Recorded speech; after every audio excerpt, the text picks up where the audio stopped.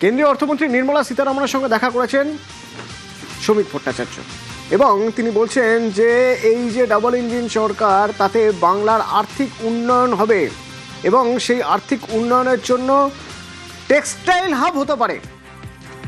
শুনুন। বিগত 50 বছরে কার্যত পশ্চিমবঙ্গের শিল্পকে ধ্বংস করা হয়েছে। পরিযায়ী হয়ে সবাই বাইরে চলে যাচ্ছে। পার ক্যাপিটা ইনকাম আজকে সবচেয়ে নিচে এসে দাঁড়িয়েছে। এই অবস্থা থেকে আমাদের বেরিয়ে আসতে হবে। আমাদের মহারাষ্ট্র, কর্ণাটক, তামিলনাড়ুর সঙ্গে একই পঙ্ক্তিতে দাঁড়াতে হবে। সোনার বাংলা আমরা তৈরি করব। নির্মলাজি পশ্চিমবঙ্গ এই অর্থনৈতিক অবস্থা থেকে কি করে তার উত্তরণের পথ দেখাতে পারেন সে সম্পর্কে তিনি অভিহিত আছেন এবং তিনি বিশ্বাস করেন এই অবস্থা থেকে বেরিয়ে আসা সম্ভব।